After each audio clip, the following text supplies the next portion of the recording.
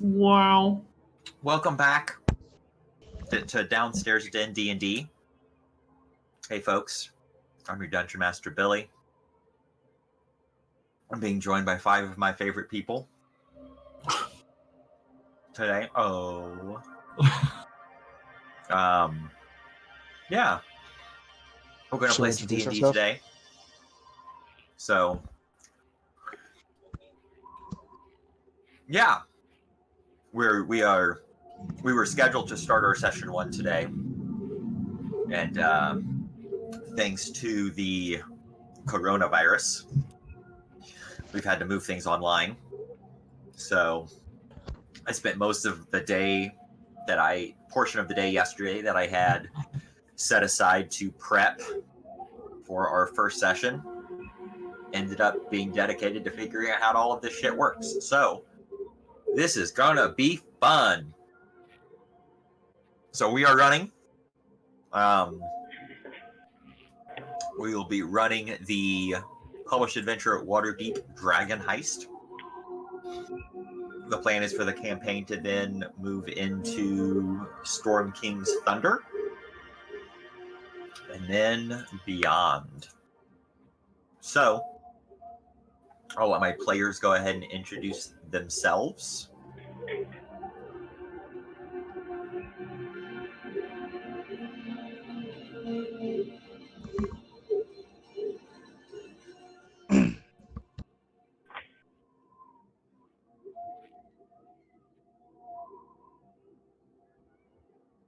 Are we doing character introductions now, or should we wait for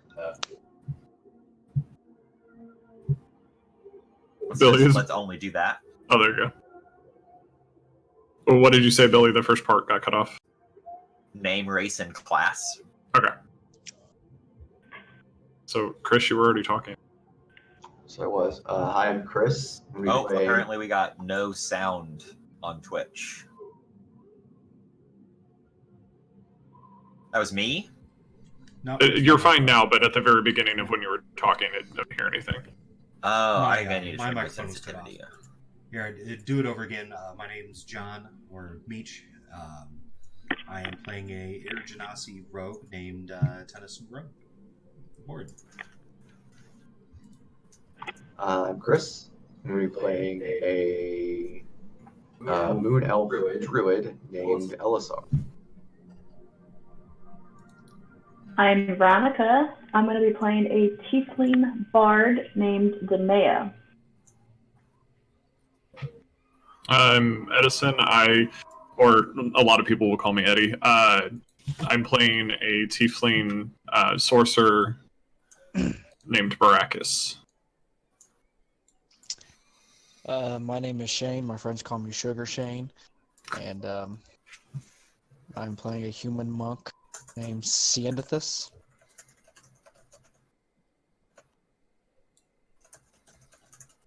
Mind your business, woman. His catchphrase is "Mind your business, woman." Oh, that's my nephew, everybody. That's my catchphrase. Ladies and gentlemen. So we are, as I said, going to be playing Waterdeep Dragon Heist. So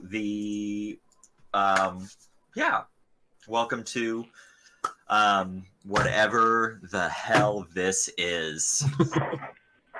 Expect from reality. Meech, you monitoring Twitch chat? Yep. Cool. Credit to Meech as our sound engineer today. Want to be here without him. Thanks. So, Meech.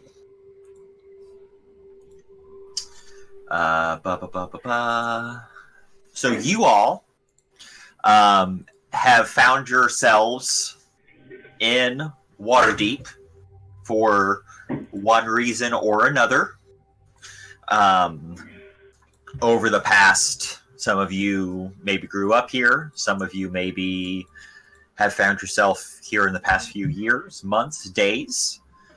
We'll find out as things progress. But on this particular day, the second day of the second month of the calendar of Harptos, which is...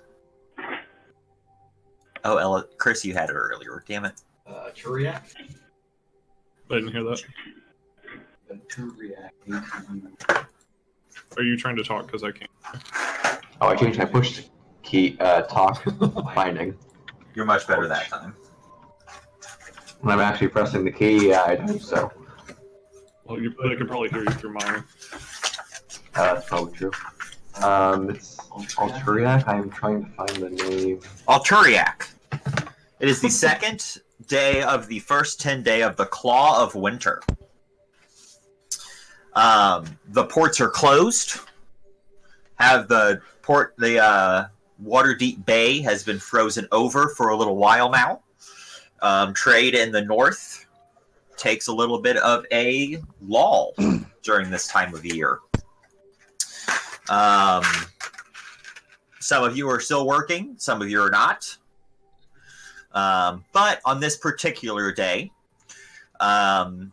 you individually, by someone who has some connection with one of the most famous taverns in the realms, the Yawning Portal of Waterdeep, has told you that they know that you, all for your own reasons, are interested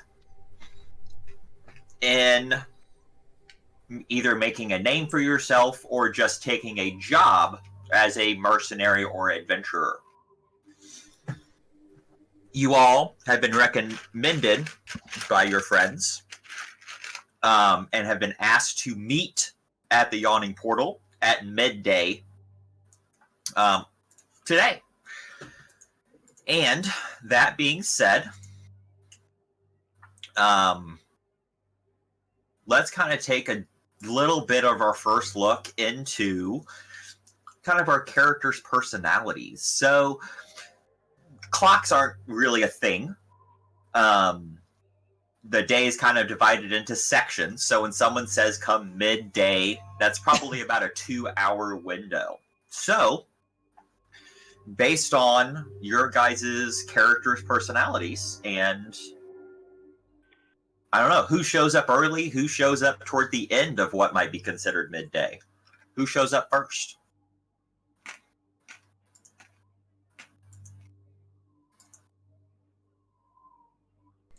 I would definitely say that I'm an early riser, so I'd probably be, whenever they tell me to get there, that's probably when I get there. Maybe a few minutes early. Okay. So you would show up probably toward the beginning of what one might consider to be midday. Absolutely. Perfect. So you walk into the Yawning Portal.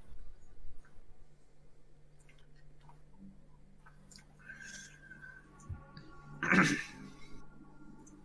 think we just lost Shane out of Discord. He's still on Roll20. There he is. Hey, there we go. So Tennyson, you walk in.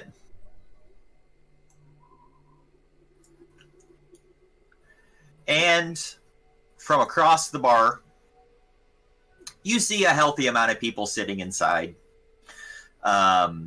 But from the other side of the bar, you do see a familiar face. You see a sweet, middle-aged woman named Bonnie who approaches.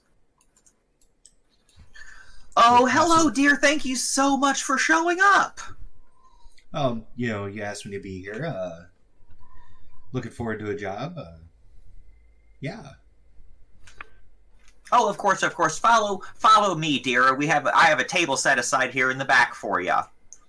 Oh, thanks. She leads you to the far side of the bar, where there is a my screen is just freaking out. That's weird.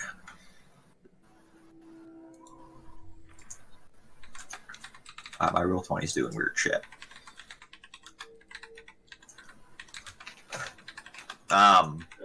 So she leads you toward this table up on the far side of the bar, where that is kind of enclosed by curtains. Currently, all of those curtains are drawn open. Taking a look around as you enter, it's fairly quiet.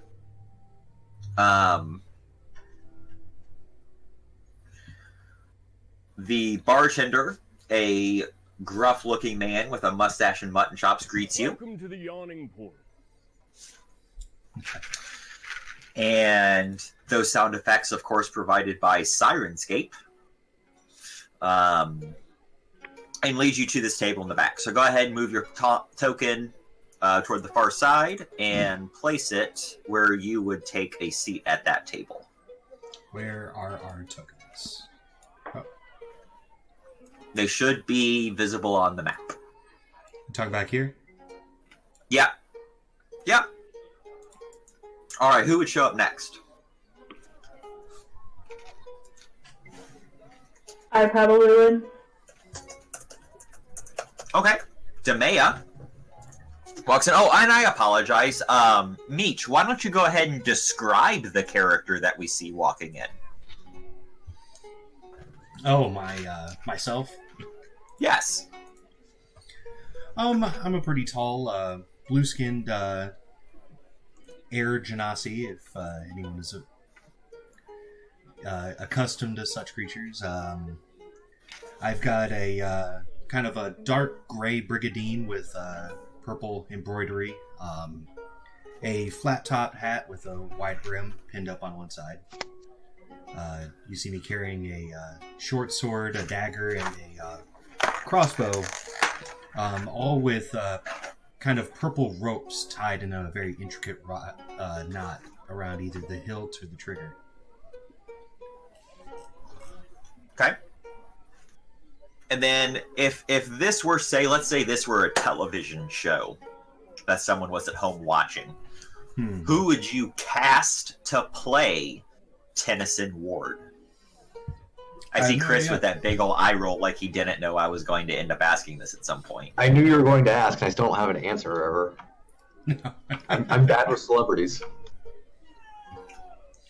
I'm not asking about celebrities, I'm asking about actors and actresses. Okay, those are celebrities. I mean, Not all. they can be. Just say Leonardo DiCaprio as Fantastic Rain. You can So, play Meech, if it. you'd like me to circle back to you on that, Leonardo DiCaprio. We have Tennyson Ward played by Leonardo DiCaprio. Our budget is much bigger than I thought it was. Everyone's played by Leonardo DiCaprio. Demea walks in next. And Demea, what do we see as... Veronica, what do we see as Demea walks in the door?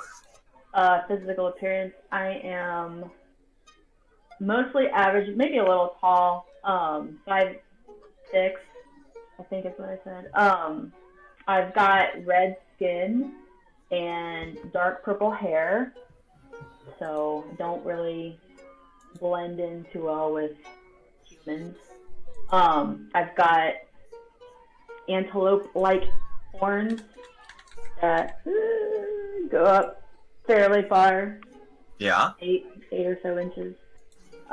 What color are your horns? Black. Okay. My hair is quite long, but I usually wear it up in braids. Okay. I'm wearing. Is that how it is today? Yes. Up in braids, okay. Yeah. I'm wearing just a loose-fitting shirt, a vest undone, just kind of hanging there, and then pants with kind of like a skirt around them, kind of like Daenerys usually wears a dress with a open front with pants. And just boots, and yeah. Okay. And now, Veronica, you have not played in one of my games before, so you didn't know I was going to ask this question. So, do you have an actor or actress in mind, or should I circle back to you? Well, I don't know people's heights and stuff, but... Doesn't matter. Platform shoes exist. Camera tricks exist. True. Yeah, I'm just gonna stick with Daenerys and say Amelia Clark will probably play me. Okay. All right. And then, so you walk in, see the scene before you, of course, greeted by the bartender. Welcome to the Yawning Portal. Best establishment of its kind in Waterdeep. And you scan the crowd, and you eventually may see a face that you recognize on the far side of the cavernous pit in the center of the bar. You see 3 Strings tuning his guitar on the stage. I'm assuming you would approach or move over that way. I would. Yeah, all right. So you make your way around. He does see you, meets you about halfway. Oh, yes. Demea, welcome. I'm so glad you could make it. I'm doing my thing. I gotta get ready for my show, but it looks like he's not here yet. But if you want to go wait at that table over there with what looks like a blue gentleman, I'm sure he will be with you any minute. Cool, thanks, 3 Strings. He heads back toward the stage. As you make your way toward this table in the corner, and seated before you is a blue person. You're a red person. Discuss.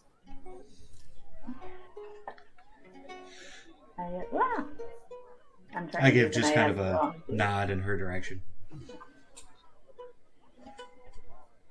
All of you would have been told that you were being brought here today for the prospect of a job that's going to pay you some gold.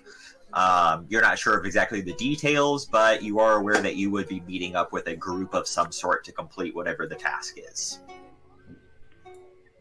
So you know anything about this job?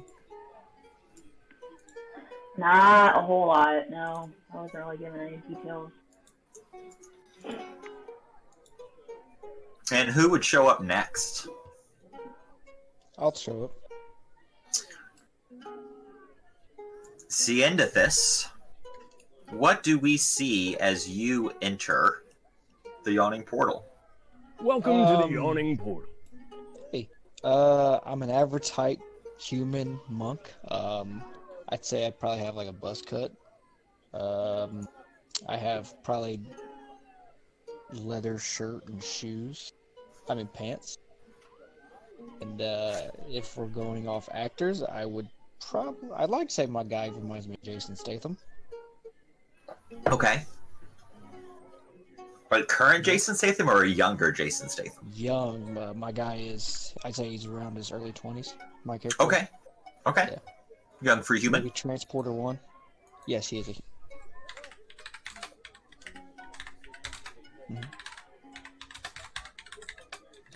Billy, your audio isn't working now. We cannot hear you. That is There we go. Gotcha. unfortunate. Can you hear me? Yes. Yeah. We're good? We're good. Yep. I'm going to do one thing. I'm going to change one little thing here and see. Can you hear me? Mm-hmm. Can everybody hear me okay? Okay. You probably actually caught the eye of 3 Strings before he made it all the way back to the stage. So he meets you as you're all approaching. He kind of lets you know, oh, hey, good to see you, friend. He gives you a big hug. Back. Say what's up, bud. And he lets you know that he doesn't see him yet. But your benefactor should be here. Your potential benefactor should be here any minute, and to wait over at the large table in the corner. Okay. So I say my goodbyes, and then I go up to the table. Okay. I walk in, and I see the 2 people sitting there, and I give Yep. them a gentle You little see nod, Demea and Tennyson there. and I go sit in the farthest seat away from.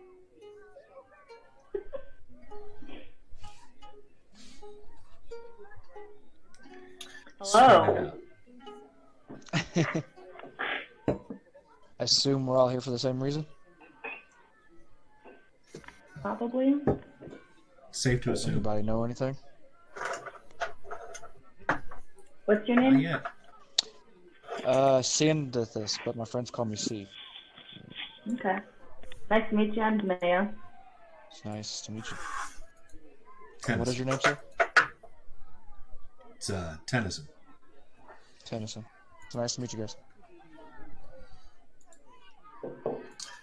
And then who shows up next?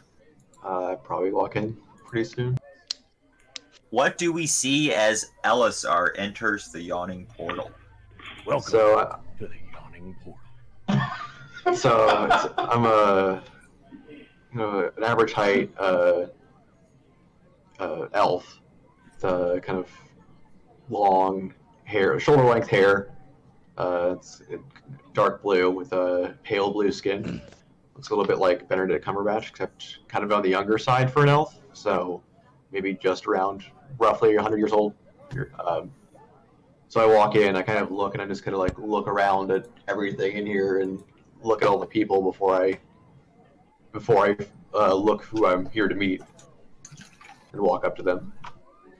Which is your old new friend, Gelester Silvermane? Yes. Yes! He sees you as you walk in. He is looking over a scroll, and sees you. He waves heartily. You exchange pleasantries as he points you to the back, because I have not thought about what he sounds or acts like. So, you move toward the back of the room.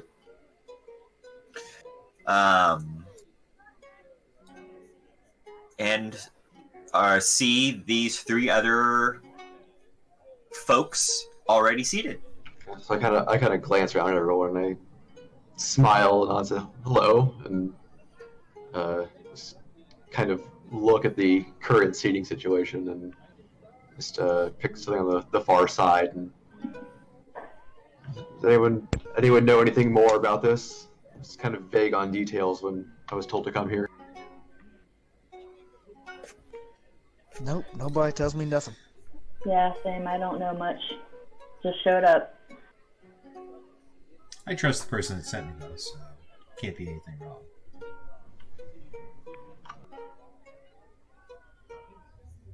My name is And after a few moments after that, our final protagonist enters. And what do we see?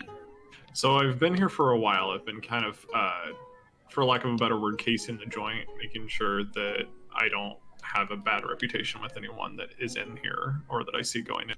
I walk in. I am 5'8", copper skin, white eyes. I have a bandana around the top of my head, pulling my hair back. I have long black hair.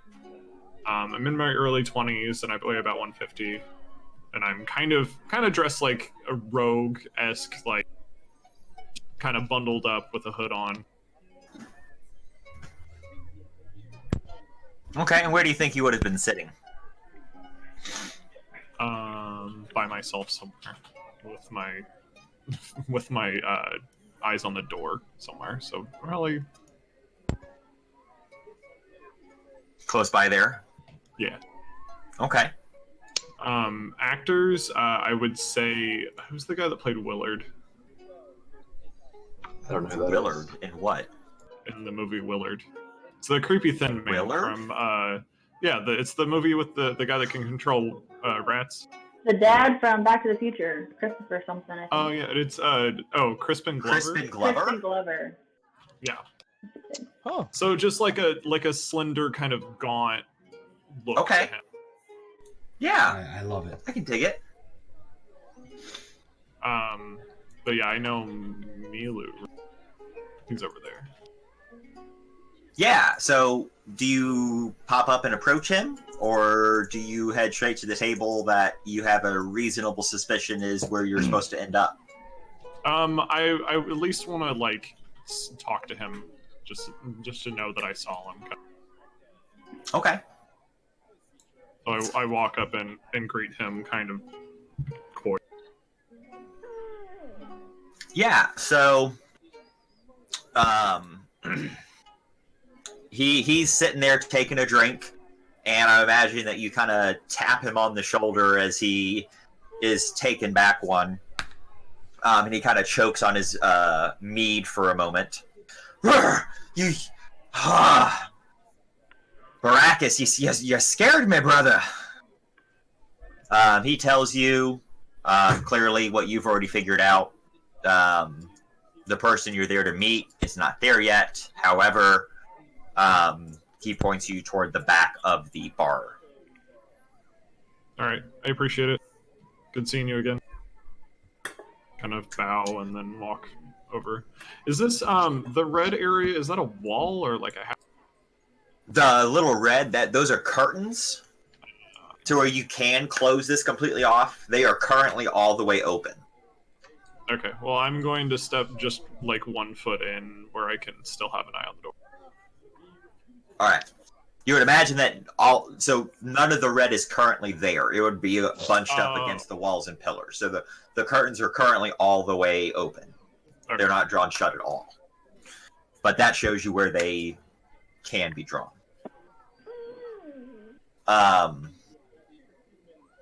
So, and there are more people scattered about the bar than you currently see.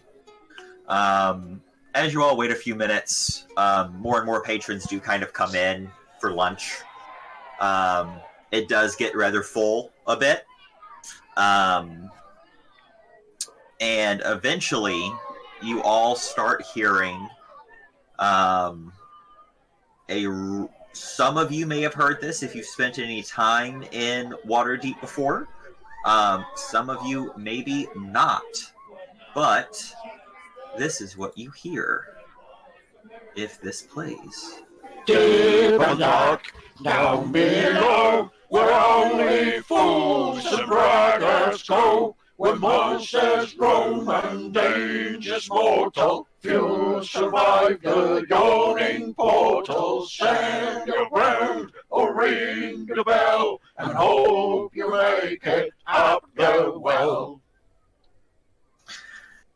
So, this pulls all of your attention as you look over to see a man approaching the bar, holding a flagon and slamming a gold dragon onto the bar top in front of the bearded patron. He takes the gold coin off of the bar top and hands the man a bell. The man then approaches the cavernous pit in the center of the bar. Those of you who are from Waterdeep would know about the yawning portal.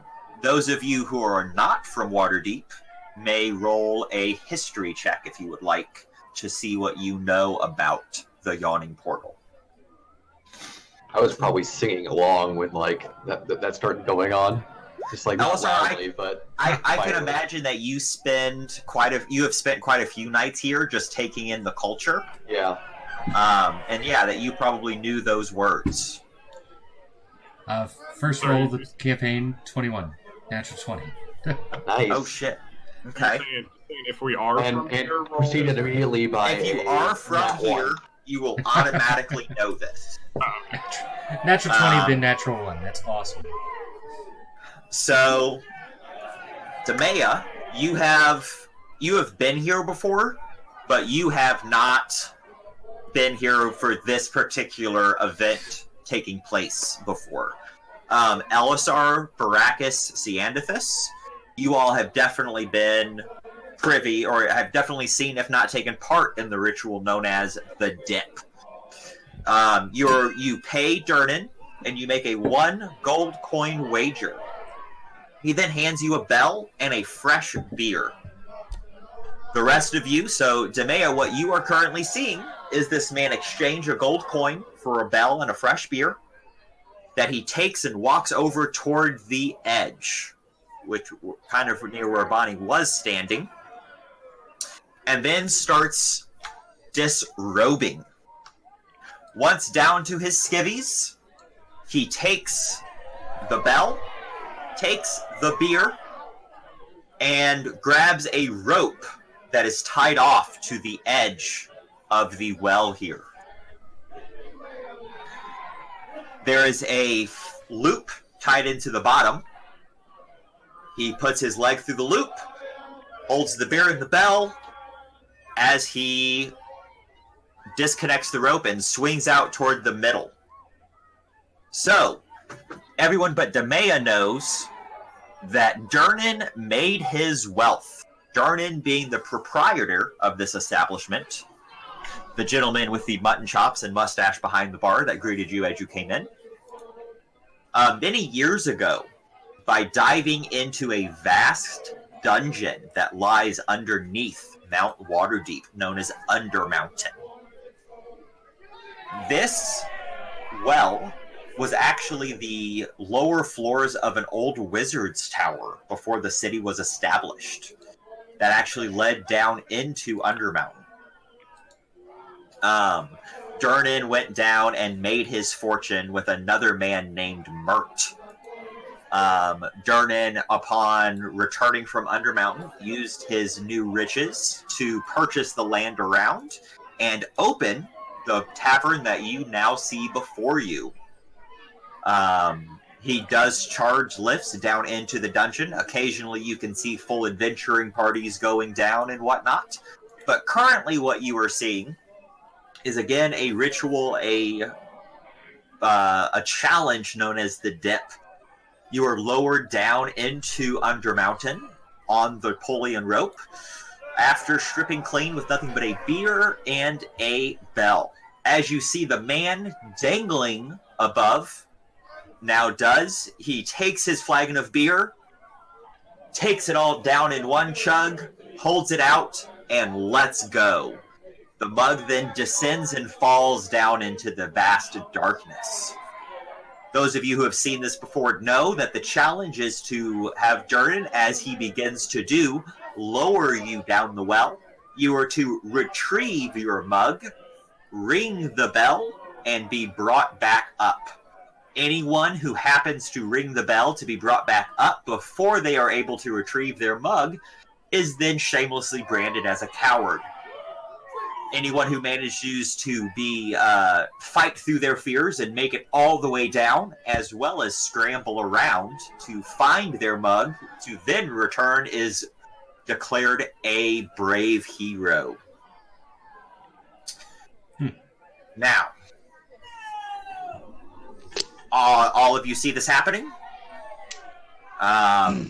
You also see, as soon once this man begins being lowered, you see multiple people around the room begin making and taking bets on whether he is going to not only survive, whether he's going to get his mug. You see all kinds of wheeling and dealing going. Do any of you make a move to participate? Oh, I make a move. What did the guy look like? What the guy look like? Is he a big or human or? No, he looked like he was definitely there with a group. They actually looked like they may have been a small band, members of Force Grey.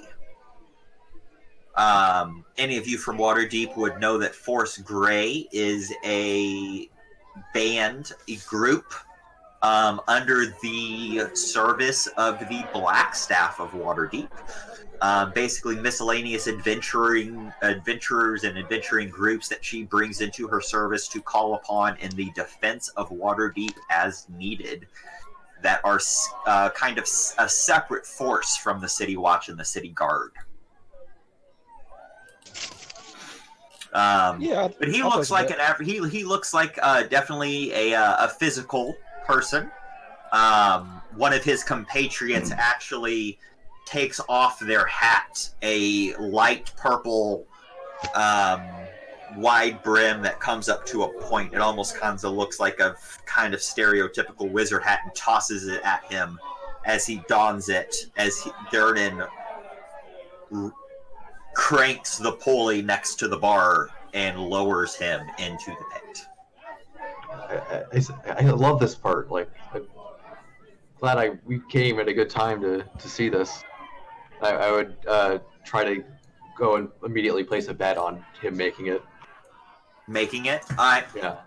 You find a small halfling that appears to be scribbling furiously on a scroll as they exchange coins, and you place a bet that he will in fact retrieve his cup and return successful. One silver on him making it. 1 silver on him making it. Fantastic. Mark that on your character sheet. I'd like to follow him and do the same, but bet against him. Bet against him? Yeah. In what way? That he's just not going to bring the mug back? That he's not going to come back at all? That he's not going to bring the mug back. That he's not going to. He's going to chicken out before he gets back with the mug. Yep. Okay.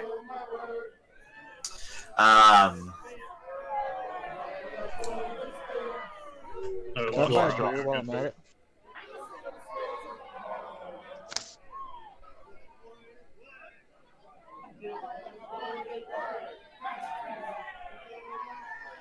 Can you hear me? Yep. Yeah. We're good? Yeah. Cool. So you all place your bets. A random barge patron, Ciandathus, while you were up making your bet, you see another random patron come up and actually bet 2 dragons that he doesn't come back at all. But as he descends again, his friend, clearly a member of his group party, tosses him a light purple wizard's hat that he dons and is lowered into the pit. I have a DM question. Yeah. Are we allowed to know whether that's against the rules? I was about to ask it. You would imagine. You don't think it is. I don't think it's against the rules. No, it's just a hat. Okay, because we don't know if it's a magical item or not. That's fair, but it's a bar game, so who cares? it's a bar game, so who cares? Okay.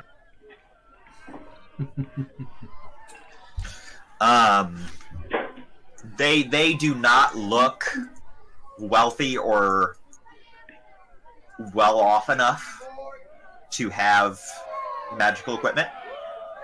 Gotcha. And it looks rather mundane. You can see that it's a bit dirty and a bit worn. So, yeah. That's a good question. Thank you, Eddie. Would I be able to tell that Damia doesn't appear to know what the hell's going on?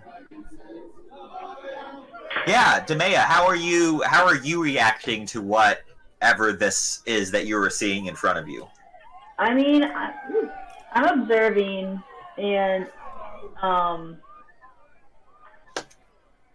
on. Oh shit! What I happened? think she closed out of the tab. No. You did it again. It wasn't.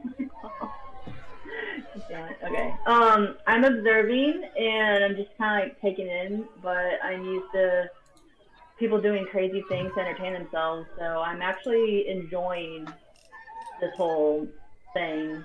So I'm gonna participate in bet.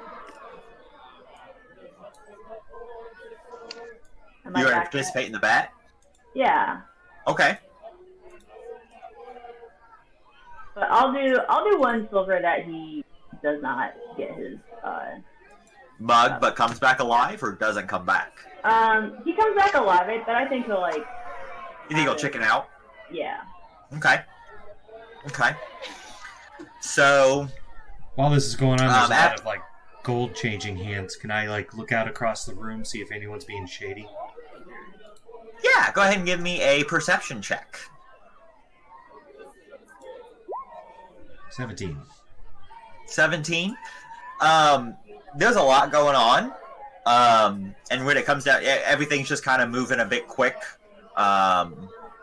There's just too much going on for you to really pick anything. Nothing looks like anybody's taking the... You don't see anyone taking the opportunity of the chaos. I'm assuming that's what you were looking for, more or less. Yep. Pretty much. Yep.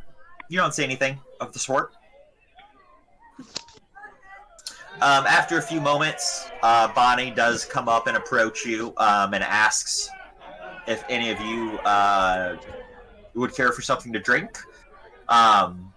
She introduces herself, tells you that she is there. She does work there, and she is happy to get you all a drink on the house while you are waiting. Yeah, I'll take one. I'm gonna take her up on that. Okay. Please. We'll also take her up on that. Okay. Wait, you She said it was basically free? offers you ale, mead, or whiskey. Was it on the house? Whiskey. Yes. Then I will. Okay. I'll let her pick. Okay. I'll take She a does whiskey. not like that. She gives you a little, kind of a snarky look when you say, like, just bring whatever your favorite is. I'll take an ale then. Sorry, my apologies. I'll ask her for an ale, and then while I have her attention, I'll tell her that her brother asked her to bring some mead home for her parents. Oh, you're such a darling for telling me that. Thank you. I'll look over at Tennyson and say, "How do you know her?" Bumped into her the other day. She goes off to get your guys' order. I want to walk up to the edge of the pit and look down. Okay. You look down and you see a well that goes down 60 feet.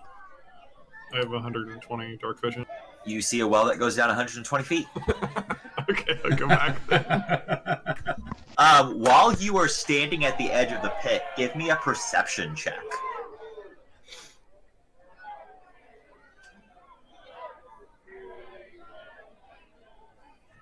Perception. 6. 6. That's actually enough that you notice on the other side of the pit a conversation between a large half-orc woman and a group of humans start to get a little bit heated. You pig, like killing the mates, does ya? What you see, you all are sitting around a sturdy wooden table, lit by a few burning candles. Suddenly, you see the half-orc is hit by a wild, swinging punch from a male human whose shaved head is covered with eye-shaped tattoos. 4 other humans stand behind him, ready to interfere or jump in if needed. The half-orc cracks her knuckles, roars, and leaps at the tattooed figure. As she does, you actually see a flash of a black snake tattoo on the back of her neck. Before blood is drawn, however, a crowd of spectators that was standing around the well looking down suddenly shifts around to them. Do any of you move to intercede or intervene? No, I sort of like motion towards like my scythe on my side and scythe? Scimitar. Scimitar. And just kind of like move your hand to your hilt. Yeah, but it's kind of lean back in my chair and kind of brace myself for what's going on. Okay. I'll look over to the staff and see what they're doing. 3 Strings is continuing to tune his guitar. He does gives a little look up, and then just kind of shakes his head and looks it back down and away. Bonnie kind of does the same, continues getting her drinks. Dernan doesn't seem to pay it any mind at all. I'll start cheering it on. So you start moving over that way to cheer it on, or do you cheer it on from where you were? No, I'll move over that way. Say it again. I'll go ahead and move over that way. Move over that way. Okay. Yeah. Billy Bean, from here, do I know that they're like rival gangs? Or So, what you would know, Baracus. Elisar, you would know this as well. Ciendathus, you would know this as well. You would imagine, and you know that in the past few weeks, there has been an ongoing gang war between the Xanathar and the Zentarum. Okay?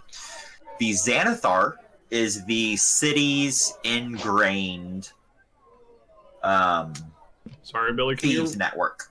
Can you write both of those names out in the chat so we can have them? Absolutely, I can. Thank you. That is going to be the Zentarum and the Xanathar's Guild. And which one's which? The Zentarum. So let's start with the Xanathar's Guild. Xanathar's Guild is kind of the established criminal network of Waterdeep. They have been around for forever. They are led by the Xanathar. The Xanathar is kind of a title / position that Freezer is said to have been passed down over the years. Every once in a while, there are rumors that fly about that the Xanathar is actually a monstrosity or isn't human. And some people tend to give into this. Some people think that's just a part of the propaganda machine. But the symbol for the Xanathar is the eye. Their members tend to be tattooed with eyes. As the most popular legend of them out there is that the Xanathar himself is a many-eyed beholder.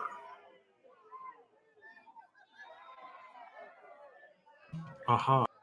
We have lost Meech and Shane. And I don't know if Veronica's there. Your video's not working again. Ugh. I can still hear you. Oh, okay. There's Veronica. I'm using Discord through my phone, so that way. Oh, okay. And then the Zentarum, I would say all of you have heard of the Zentarum before. They are a very prominent faction across all of Faerun, the continent that you're on. They are kind of a splinter criminal organization. How evil or neutral they are depends on the particular cell. But they have recently been trying to move into Waterdeep in order to kind of establish a foothold.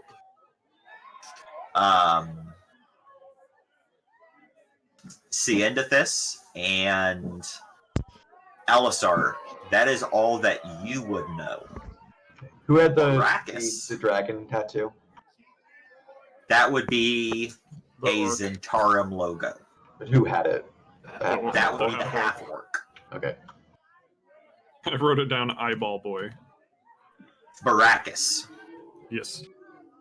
You also know that there are two factions of Zentarum in Waterdeep. There are the Doom Raiders, which is a former adventuring party that is trying to basically become the Teamsters of the city. They are trying to move in and kind of take, and they are always going to do some shady things, but they are more or less trying to kind of go legit as best as the Black Network can. Is there, can I tell just by looking by insignia or anything what set of faction she belongs? You know this half-orc. Oh. If not personally, by reputation, as Yagra Stonefist, a member of the Doom Raiders Zentarum.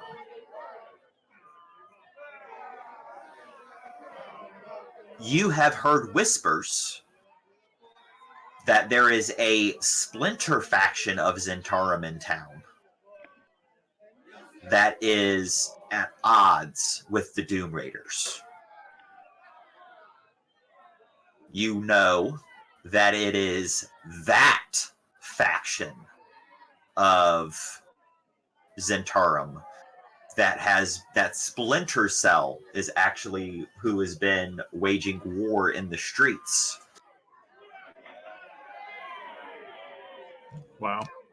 However, this appears to be a case of some angry Xanathar not caring about such meager affiliations. A Zentarum is a Zentarum. How much is there? Like a half wall between, or like around the? It's probably about knee high. It's probably about a foot and a half tall. Okay. Well, I want to parapet, not really a wall. I want to sit down on the bench and put my hand on the half wall, point at the eyeball boy, and cast. Cast what? You cut out. Message. To the eyeball boy? I pretty much just want to like get in his head and try to distract him. While he's okay. My message will say, "Eyeballs are stupid." All right, I dig it.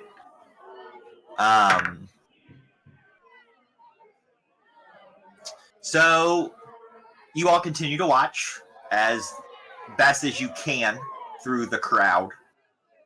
After a few moments, the half-orc manages to knock out the bald guy with the tattoos. However, shortly doing so, is then beaten unconscious by his cronies. At that point, Durnan shouts from behind the bar. I think it'd be safer for everyone if you made yourself scarce. And consider and demands that the Xanathar, decked out in a kind of dark purple leather, leave. And they all do so. You see Bonnie go over and begin to tend to an unconscious Yagra. I would head over there and help her out.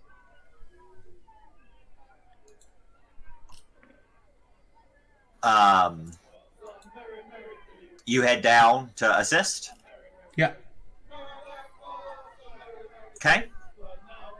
I've got a healer's kit. Okay. Does it look like she's dying, or is she just unconscious? No, she's unconscious. No weapons were ever drawn. It was definitely a fist fight. It was a bar fight. Okay. But you go help Bonnie kind of pull her up into a chair. As you manage to get her seated at this table, suddenly there's the sound of a bell ringing. As everyone turns and looks toward the well, and suddenly the bell is... It's definitely not... It seems impossibly loud. As you then see the peak of a little purple hat come up just over the lip.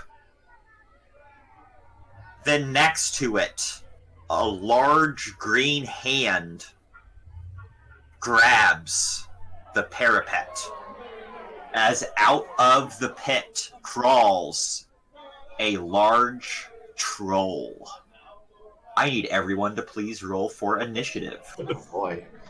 Great. I'm going to lose my money.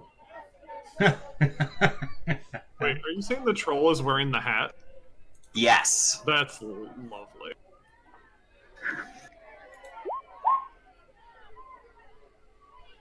Second roll of the campaign. I didn't have myself selected. Okay, hold on. Don't roll initiative yet. But I need to clear it out from last time. Move all turns, clear. Okay, now everybody roll initiative. But I had a natural 20, though. Don't care.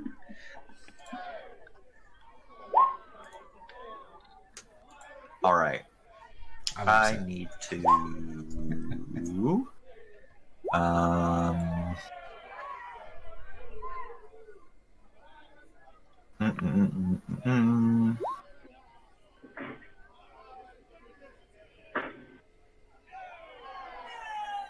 Did mine roll again or no? You have to have your token selected in order for it to go on to the turn order. Oh, okay.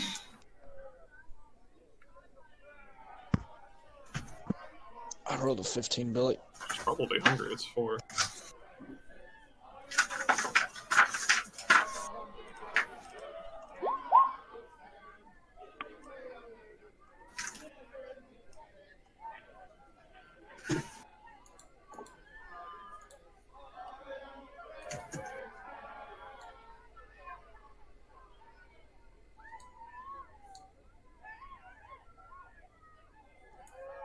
Hold on.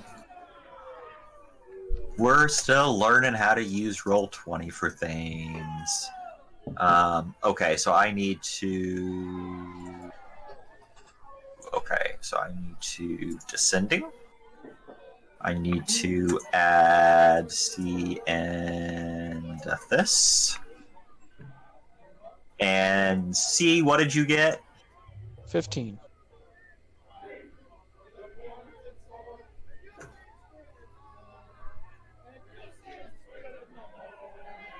So if you haven't already, you should click your token, and you can name them by clicking the gear icon and editing the name.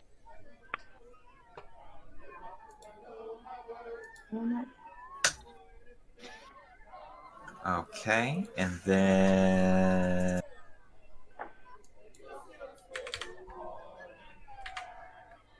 And then...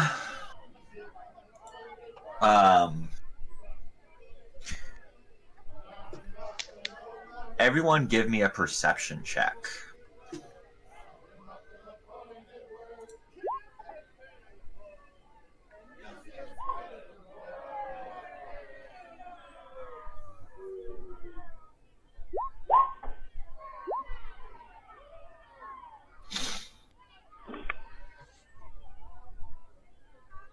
Sam's standing 10 feet away from it.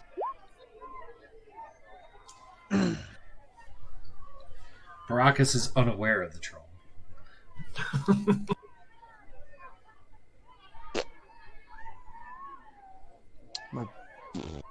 What do I add to this?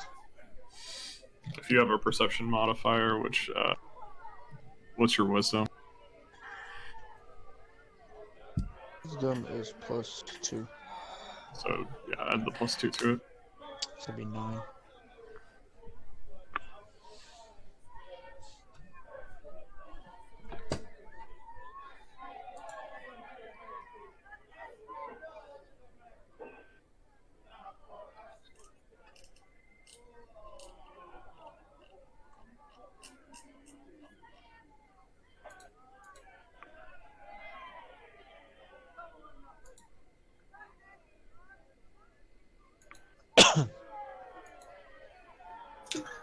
Okay. And I think... That's a lot of little things. Holy crap. So anyone who rolled higher than 15 can tell that surrounding this troll, almost like a pack of flies, are a bunch of... Swear to God if you say Sturgis. Small winged creatures that may or may not be known as Sturgis. But first up in the order is a good friend of Baracus. Nope. A good friend of Elisar, Jalester Silvermane. walks up to the edge of this and takes a swing at this creature with his long sword, which he will make a two-handed attack. And is going to swing wildly and miss as the troll lumbers over the wall. Going to take a second attack and miss with a natural 1. Not getting things started very well, Jalester. Baracus. I will cast Ice Knife into this area. It explodes 5 feet. So, how is the spell worded? Do you target a creature? Yeah, it's a creature. Okay, so then who are you targeting? This Sturge right here, the one that's like on his back. Okay, what did you roll on that perception check earlier that I asked for? Oh shit. A 12. A 12. There are 6 Sturges on its back. Oh, okay, so there would be. Oh, so can I tell that there's Sturges on its back if I roll? Yes. They appear to be. They appear to be have their proboscis lodged into its back. They appear to be feeding off of it currently. It makes me wonder if we should be even attacking them.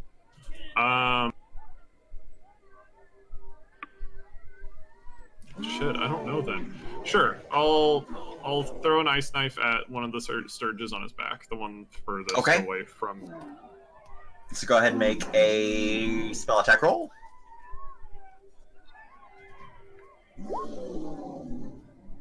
There's a 12 to hit.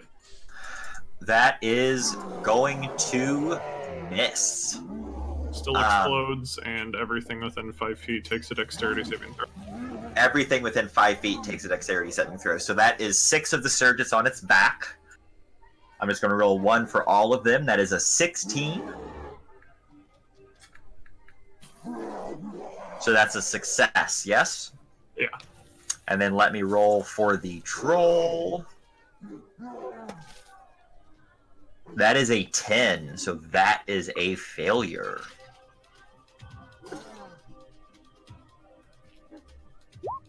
Uh, 9 points of frost damage. 9 points of frost damage.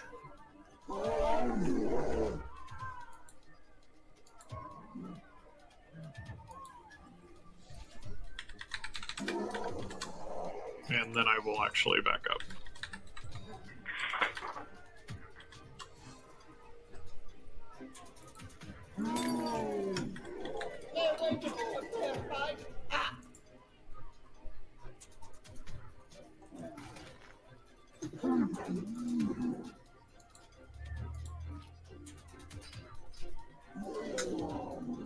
Okay.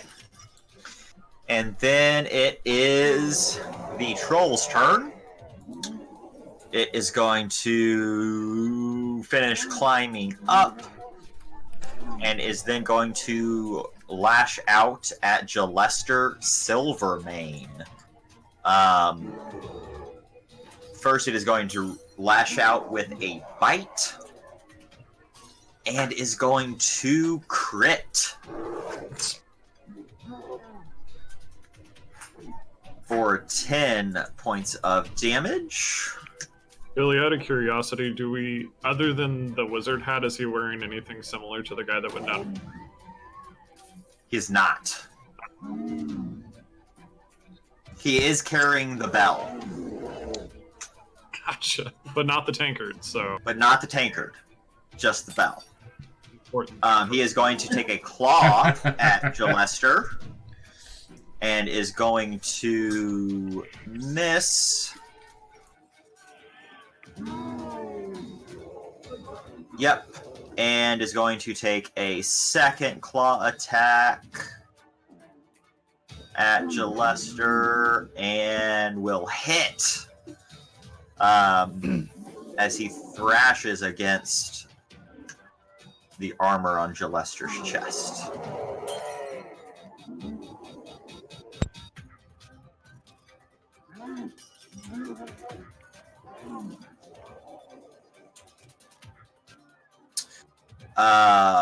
At that time, Maloon War Dragon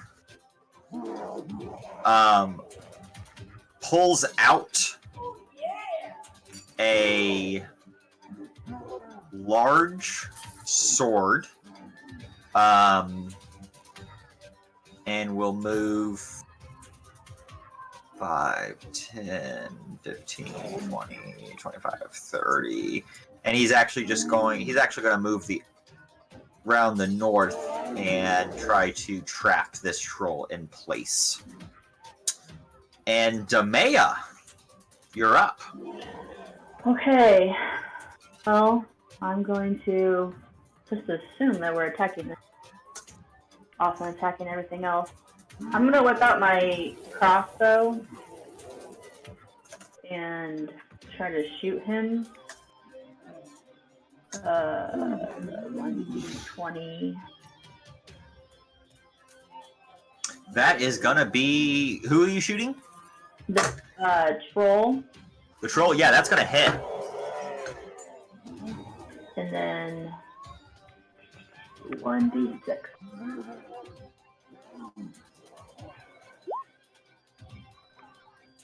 Plus dex, I think, so 5. What are you shooting at it? A crossbow? Yes, so it would be the d6 plus your dex modifier. So 5. So you do 5 points of damage.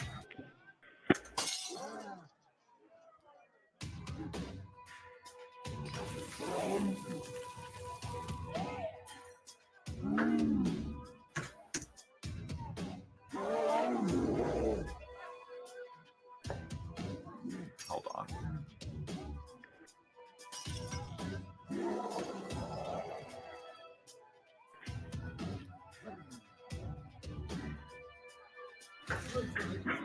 Technical difficulties. Maybe. I don't really know what's happening. I think I have too many things open. I think my Roll20 just locked up. Oh.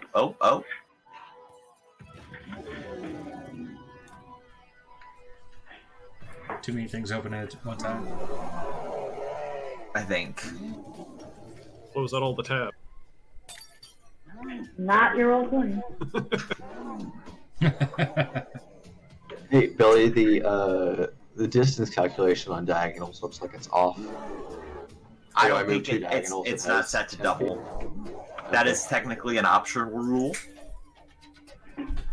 I'm gonna be right back.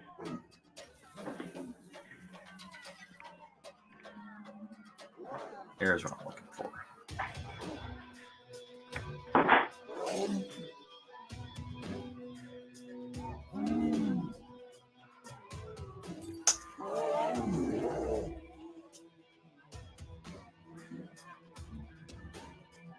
Okay.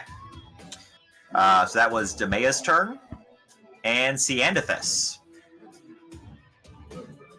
Obviously I can't see any of the Sturges, right? You can. These 6 that are clustered together are technically still on its back. I just haven't moved them all yet. Okay. And then there are 3 kind of fluttering out over the pit.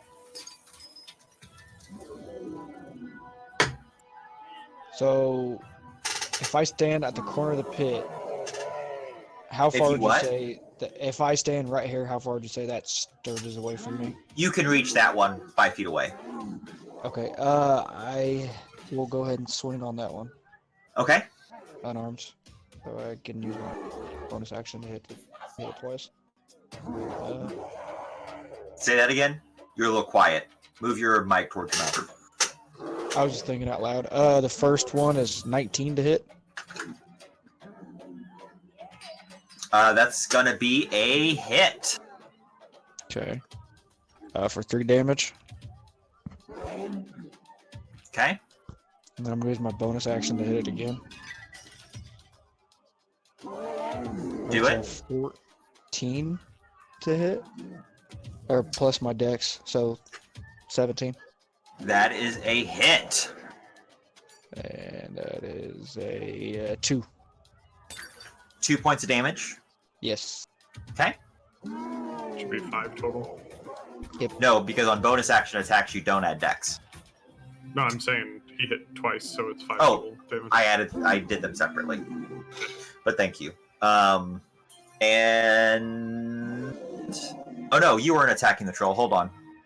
No, I was attacking the Sturge. You're attacking the Sturge. I apologize. That first attack actually killed it. Oh, cool. They're pretty weak. So you actually take a swing and catch it in the side of what you would think is its head. And then it falls down the pit. Okay. So on my non-bonus action attack, I add my dex to that. To my attack damage. To the damage. Okay. Gotcha. So you actually take that out with your first attack, and it disappears.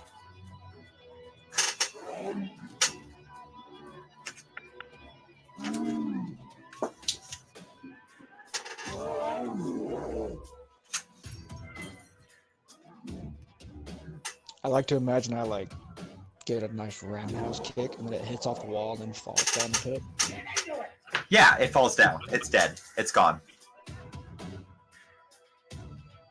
So you still have your movement if you want to get into position or something to do something on next turn. And Jason says something badass like "suck on this,"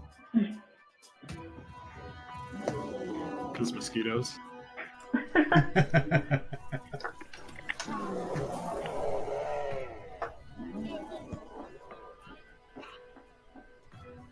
Hello. Hi. I hear ya. Okay, sorry, I lost connection. I feel like I know who Commander Root is. That just sounds familiar. I don't know why.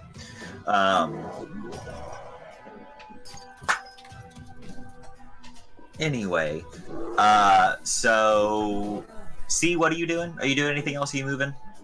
I'll go ahead and move behind this table like that. Okay. Tennyson.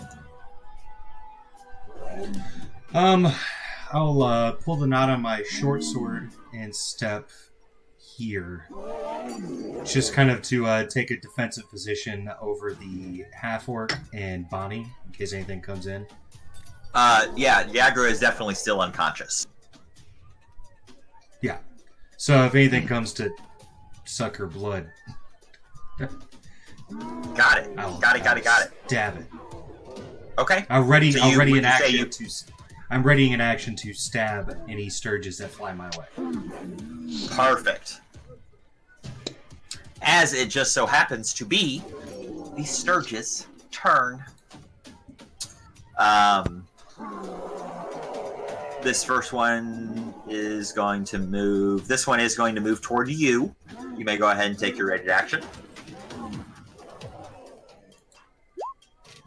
19 to hit. Is going to hit. That's 8 piercing damage. And that is going to knock it to the floor. It's a big stab. It is. This Sturge is actually going to move up toward Demea and is going to attempt to bite you for a 15 to hit. That hits. That hits. It swoops in and manages to attach its long proboscis into your neck. By the way, anyone who doesn't know, that is what a sturge looks like. Some pretty hair. That's good. Mage, if you want to show that to those of us at home, those at home. A sturge.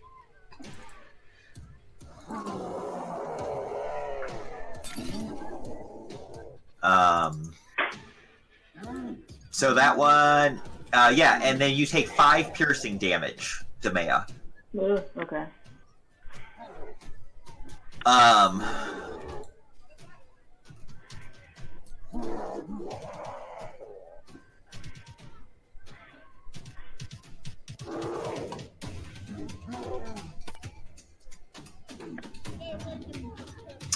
So, real quick, the 6 Sturges that are attached to this troll are going to suck some blood out. Please bear with me as they do a total of 6 plus 5 plus 7 is 18 plus 7 is 25 plus 7 is 32 as they wreck this troll and all get their fill and detach.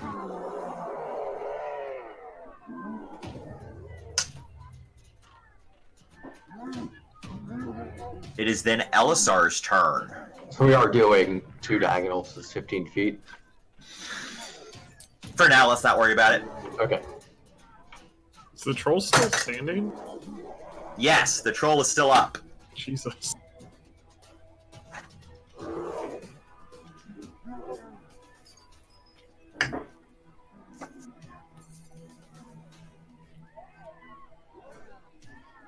Why is it not letting me pick up my token? There we go. Somehow, while sitting here playing, Okay. I have So managed to catch an egg. So I move there, and I kind of like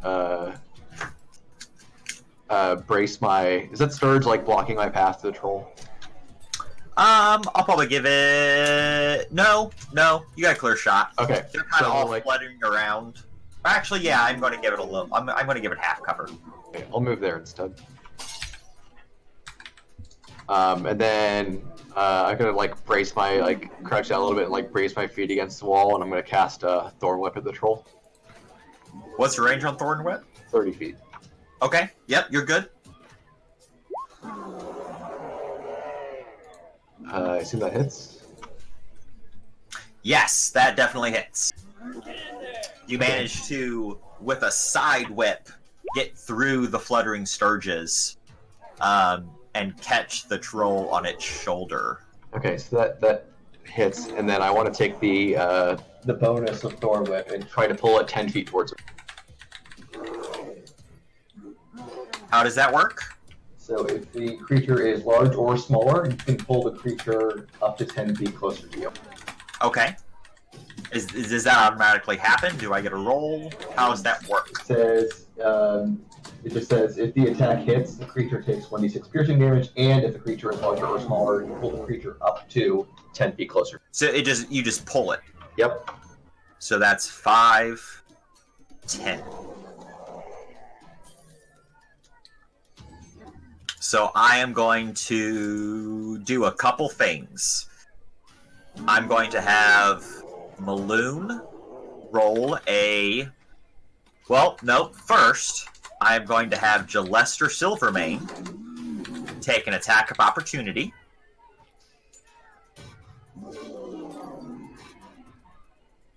With his longsword that he has been wielding two-handed. And is going to hit. And is actually going to render the troll unconscious as you drag it away from him.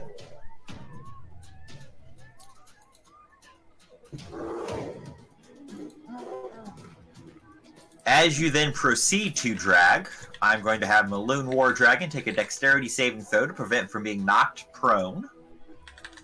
He succeeds. And as the troll is unconscious as you are dragging it across the lip of the pit, I am going to say that the troll falls into darkness. That's a good job, Chris. At that moment,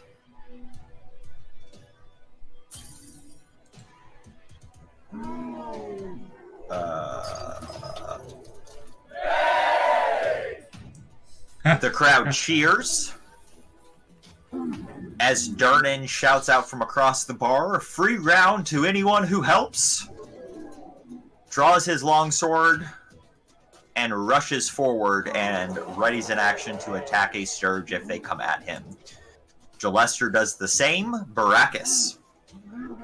I run over to Demea and pull out the Sturge and throw it into this square. To which one? The one with the stool, like right here. I will let you move it anywhere. Yeah, that's fine. I'll let you move it there. Cool. So that is your action. And then it is Maloon's turn. He will ready an action. Demea.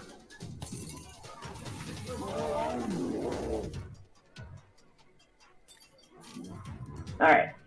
I want to attack the Sturgis that was in my neck. So, let me select. I'm going to move here. And I'm going to use my rapier. Okay. And swipe at it.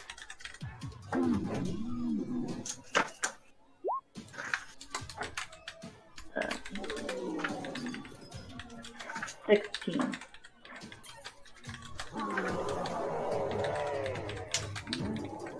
Yeah. 16 does hit. And it's E8 plus 1, so 4 damage. 4 points of damage. Oh, I don't think we should have gotten the opportunity attack on the troll. See, I don't think that's the case. Selmond is right. No, there's a clause in He is opportunity right? attack that says you do, What for page is example, that you on? can provoke 195 player's handbook. You'll provoke an opportunity attack of an explosion. For example, an explosion hurls you a foe's reach. The general rule is you don't provoke an opportunity attack when you teleport or when someone or something moves you without using your movement, action or reaction. Oh, absolutely. I was wrong on that. I assume it's because the perception is that you're like turning around and running versus just being pulled. Yeah. See, in my head, though, like, that presents an even greater opportunity for an attack, but... Right, it would make sense, but... Those are the rules. Yeah.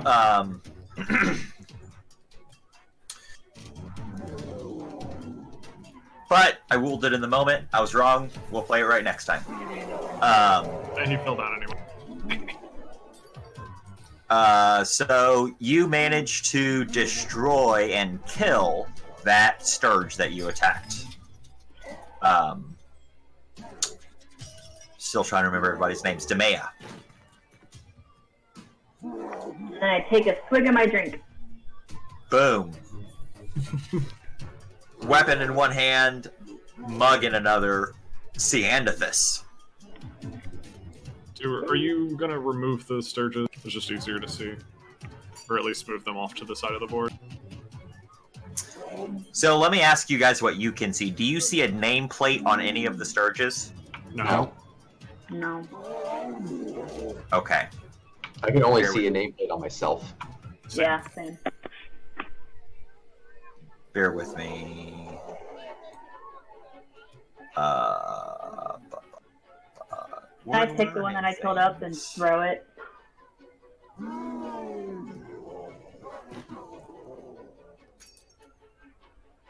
Is that better? I think that guy's dead too. Yeah, the one that Shane killed. There you go. And then the troll should be gone. There you go. There we go. I just need to put it. I put him in the wrong layer. There we go.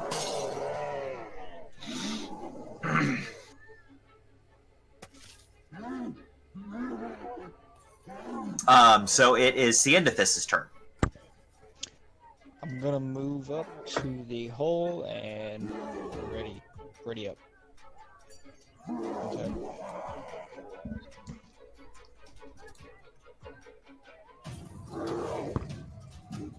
Shane? Did you hear me? No, I missed what you said you were doing after you moved. I don't see the I'm gonna Sturge's move up initiative to the tracker hole, and anymore. then I'm just gonna prepare for an attack. Okay, so ready in action to attack if Yeah. something moves near you. Cool. Yes. Tennyson. Billy, I don't see the Sturge's in the initiative tracker.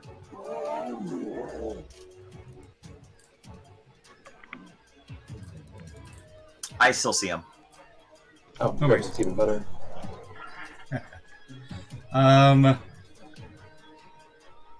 Yeah, I will move right here, draw my dagger, and ready, and there's a gap there. I don't like that. Yeah, I'm gonna stay where I was. Yeah, I'll ready a attack if they come close. Okay.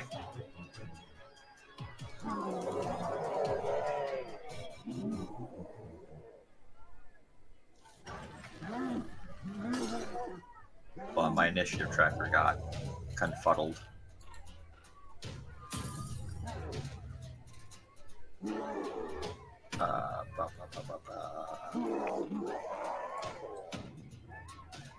Okay.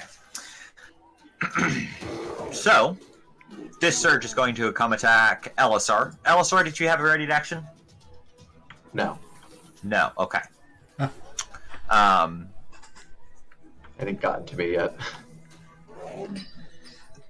So this one's going to attempt to bite you and rolls a natural 1.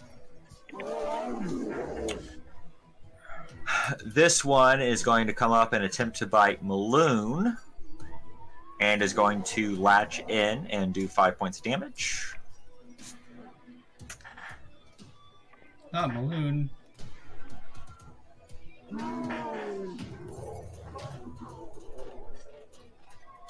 No. He, though, did have a ready to action. Bill, is the yellow border you selecting us? I don't... Is the what? There's a yellow border around my character right now. I do not have you selected. Oh, I'm an idiot. It's me mousing over the turn order.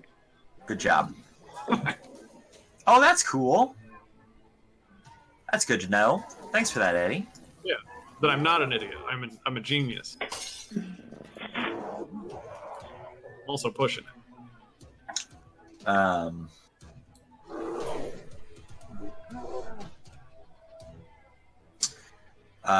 He's going to take an attack, and he is going to kill that Sturge that came up and attacked him.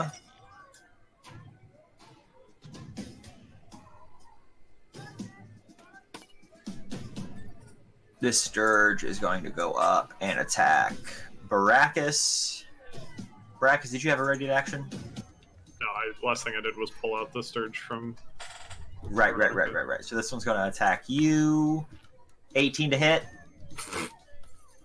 Yes, that hits. 5 piercing damage. This one's going to come up and attack Gillester and do 5 points of damage. He's going to take his ready to action and kill it. This one's going to come up and attack Durnan, who has a ready to action.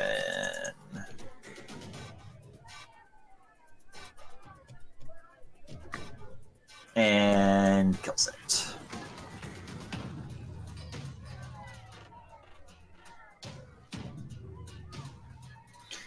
And then it is Elisar's turn. So I'm going to take that same Rose of Thorns and try to attack the Sturge in front of me with it. Okay.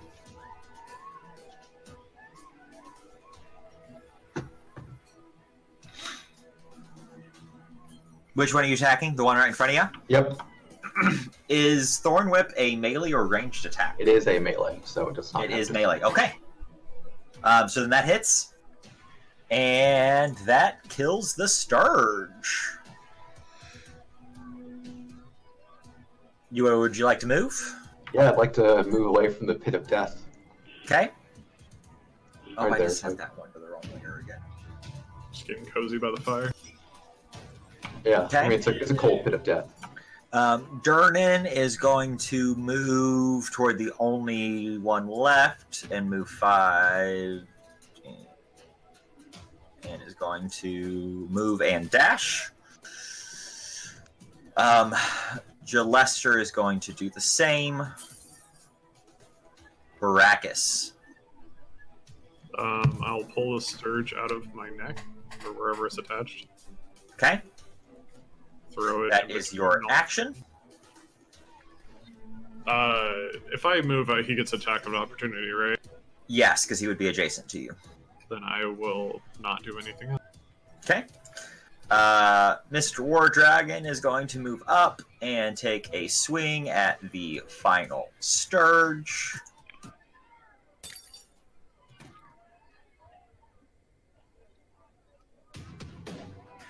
And is going to bring it crashing to the ground. Splat.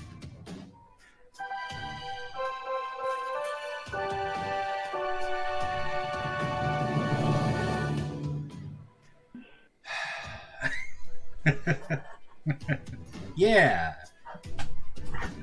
Woo! Is the one that's in the pit, that's dead, right? Yeah, I moved it to the wrong layer. And now we're level 2, right? You fucking wish. Yeah, I do. Um, That mosquito took half his health.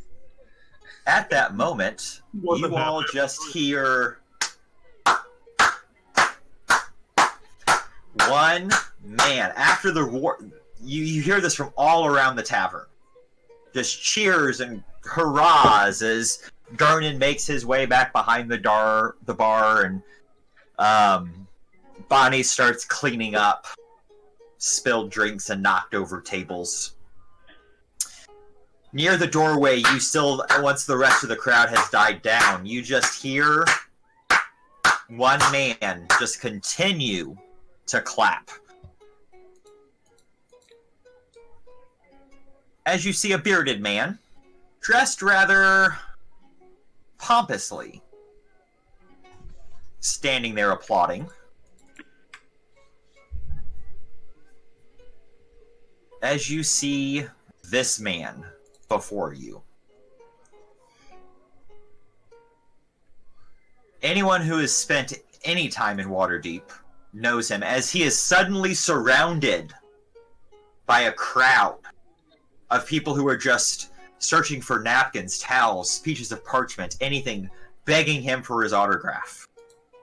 Anyone who has spent any time in Waterdeep knows the face of Volothamp Godarm, the famous explorer and author of such tales as Volo's Guide to Monsters. And some of you, upon knowing that you were making your way to Waterdeep, may have actually read one of his recent works, Volo's... what's that Waterdeep document? and Kyridian. The Waterdeep in Kyridian, which is about the ins and outs of the largest city on Toril. He just says, "Splendid! That was just absolutely splendid, my chaps!" As he makes his way across and gathers you all around. Some of you may have been made aware. Some of you were not. But the man that you were meeting today is none other than Volo himself. He begs you, as some more wait staff come over and begins start cleaning up blood and tossing the bodies of the dead sturges into the well.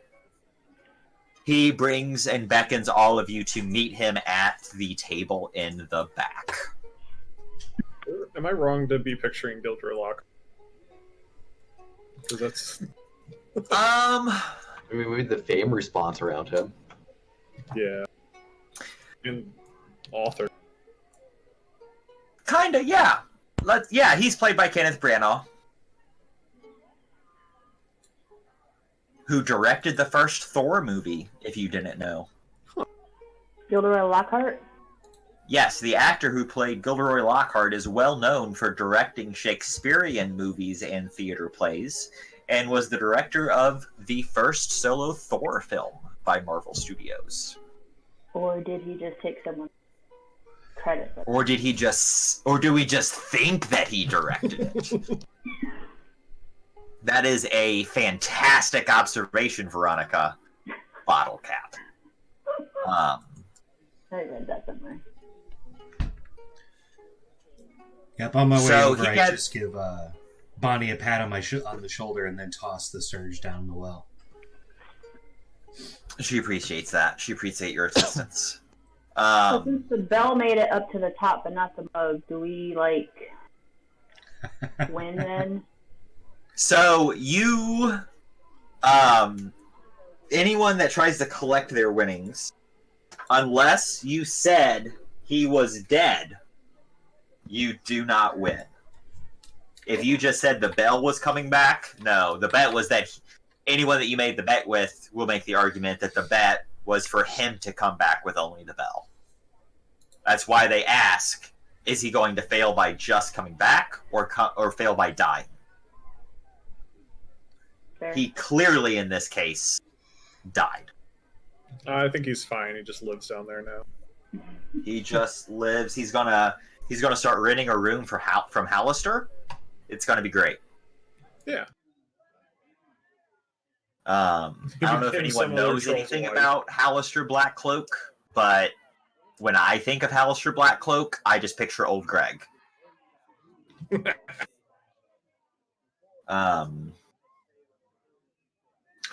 So he brings you here around the table, and thanks you for. I want to thank you all so much for coming today.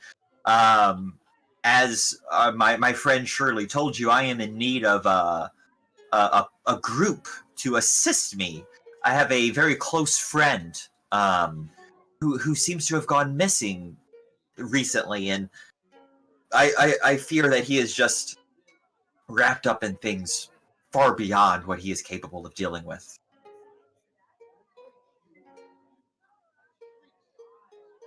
Did he give his name?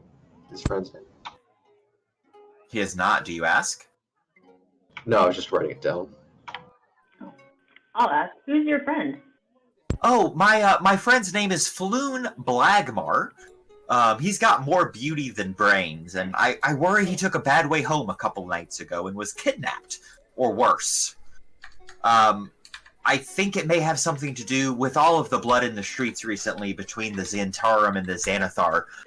I was just worried to send anyone whose faces might be recognized on this quest.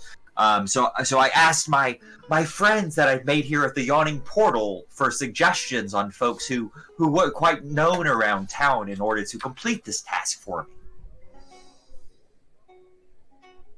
I can pay each of you. I'm more than willing to give each of you 10 gold now. I will have to say that I'll start working on getting the rest together. I don't have a whole lot of cash with me on the moment. I have been still waiting on those royalty payments from Volo's Guide to Monsters. Feel free to pick it up in your local bookstore. I actually just so happen to be working on my next title, Volo's Guide to Spirits and Specters. But that's besides the point. He sets out 5 piles of gold in front of each of you, 10 dragons each, and tells you that he will pay you 100 dragons each once you have found Floon and ensured his safety. I'm in. It seems like such a large amount of money. You said, when you say dragons, it is gold. Yes, here in Waterdeep, the coins have kind of local slang to refer to them. The locals refer to gold coins as dragons. It's on page 7 of the Waterdeep Enchiridion. I vaguely remember that. I just wanted to double check before I added it to my thing. Well, I'm in. Pick up the bag and toss it We out. lost your sound, Billy. We can hear the cat more than we can hear Billy. Sorry, cats. I got it on. Okay. No.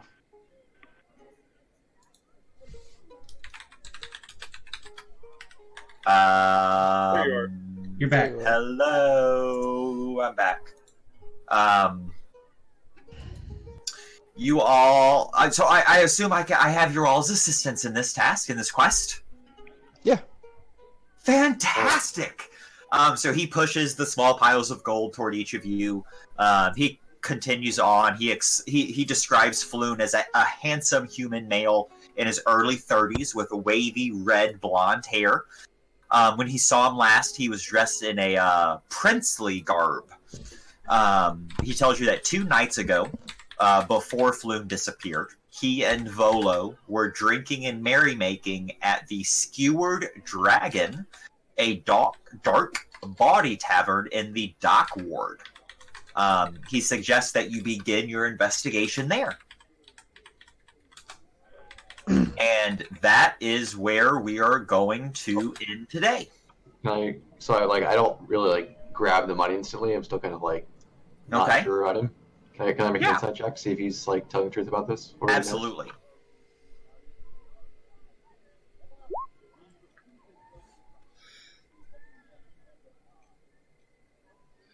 Hold on, let me go to chat. Oop. He seems to be being genuine. He seems concerned for his friend. Okay. There's a bit of an air of disconcern, but you kind of explain it away in your head as just kind of typical celebrity nonchalance. But he does seem genuinely concerned about his friend. Yeah. Well, How long has he been missing? He tells you that the last contact he had with him was 2 nights ago when they were at the Skewered Dragon. And he didn't just go home with someone, maybe? He tells you that Floon is known to be quite the ladies' man, but he does typically see and talk to Floon every day, and he has not heard or seen from him since.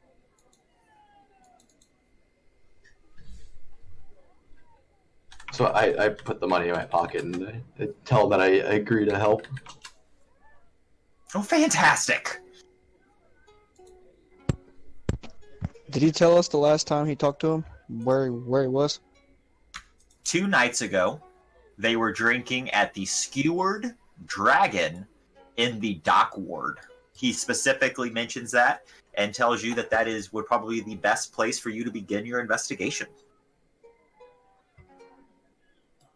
So aside from the Dock Ward, where does he normally hang out, live?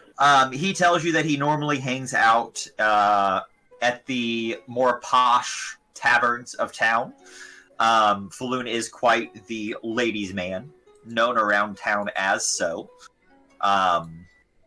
Tends to hang out with more upper scale, upper class folks. But it's not uncommon for him to be whisked away to a more seedy location for an after party. But it's usually not 2 days since Volo sees him. Yeah. Amen. Yeah. So we will pick up next session. Unless anyone has anything else that they would like to do or complete in between, with you all making your way towards the Skewered Dragon in the Dock Ward. I leave. I tell Volo, huge fan of your work. Kind of as we head out the door. Hope to see you again soon. Oh, of course you are.